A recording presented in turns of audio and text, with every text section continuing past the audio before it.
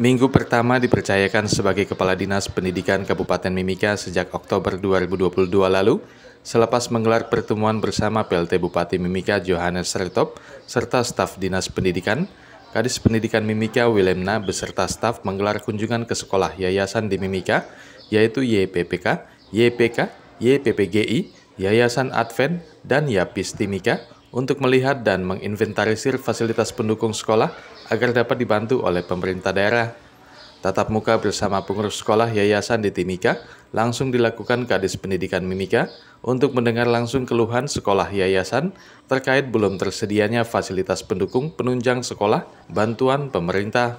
Dalam kesempatan tersebut, Willemna meminta dilakukan pencatatan kebutuhan yayasan agar secepatnya dapat ditindaklanjuti Pemkab Mimika untuk dipenuhi. Selain untuk sekolah yayasan, untuk menjawab visi misi Kepala Daerah menciptakan Mimika Cerdas dari kampung ke kota, Dinas Pendidikan telah membentuk 4 tim pelaksana monitoring dan evaluasi wilayah pegunungan, wilayah perkotaan, wilayah timur, dan wilayah barat untuk melakukan pencatatan dan pelaporan kebutuhan pelaksanaan pendidikan, mulai dari fasilitas utama dan pendukung pendidikan, agar segera dapat diprogramkan dan dipenuhi Pemkab Mimika.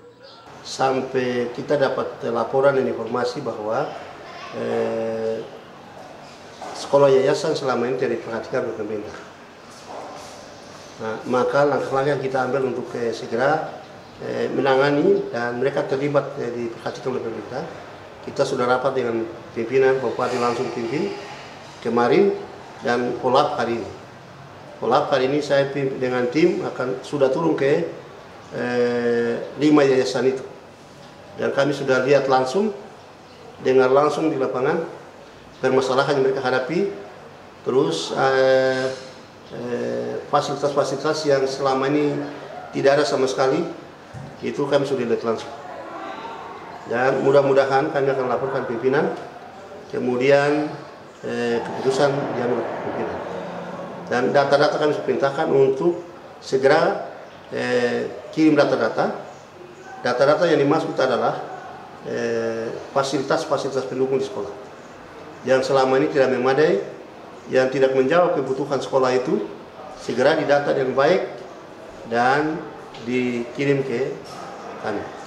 Batas waktu besok malam, supaya kalau kami melihat semua kita rekap dan yang kita urutan prioritas-prioritas, sehingga bisa mudah-mudahan kita akomodir atau usulkan yang lebih dulu.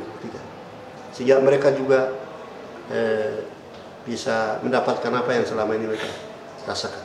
Yang pertama yayasan YPPK, yang kedua YPK, yang ketiga yayasan YPPGI, yayasan Advent, terus yayasan Yapis.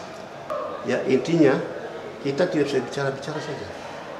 Harus ada action. Ya, harus kita lakukan satu perubahan. Jadi mudah-mudahan kalau Tuhan pimpin ke depan, semua saya akan rubah mindset yang selama ini saya rubah 100%.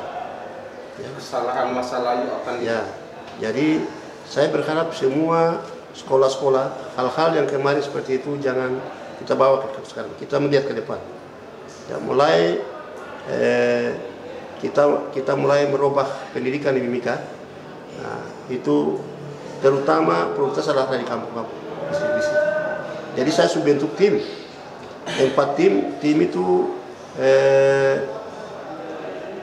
Tim itu tidak berubah-ubah. Tim itu satu tim tangani gunung, satu tangani kota, satu tangani timur, satu tangani barat. Jadi mereka ini bertugas dan mereka ini permanen. Dan SK Bupati langsung.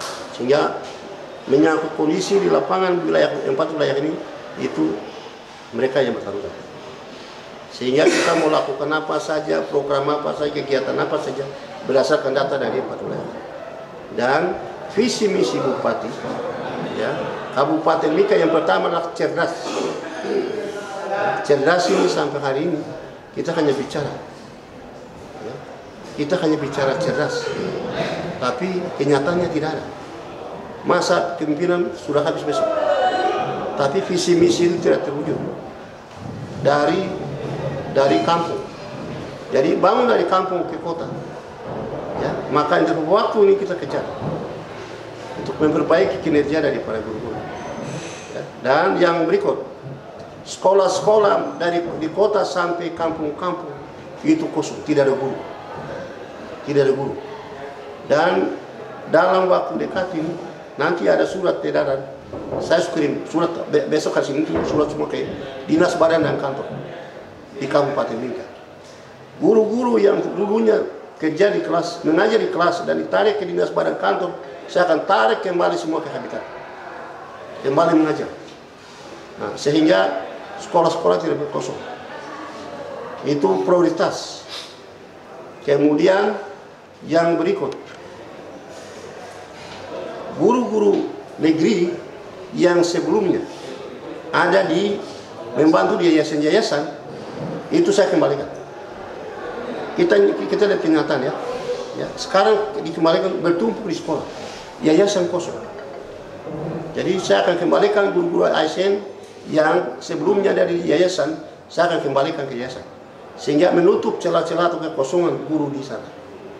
Di semua yayasan, 5 yayasan ini kita akan bagi habis. Ya, sehingga tidak ada perbedaan di sini, tidak ada perbedaan. Jadi mereka semua membangun pendidikan di negeri ini. Dan yayasan ini sebelum kita lahir, yayasan ini sudah ada di tanah Papua. Itu kita prioritaskan itu. Dan tidak ada gap, tidak ada perbedaan, kita bangun sama-sama. Itu yang kedua. Yang ketiga, sentra pendidikan. Jadi sentra pendidikan, ya mudah-mudahan tanggal 20-an ke atas, itu anak-anak sudah kembali ke sentra pendidikan. Menyangkut makan apa, saya nggak tahu nanti. Yang penting anak-anak ada di asrama, ikut pendidikan dengan yang kita harapkan bersama. Itu putra putri anak-anak Papua, ya, 7 suku dan Pusa Mune Kamboro, ya, mereka sudah korban tidak tinggal di asrama sudah 3 tahun. Ya, ini tidak boleh.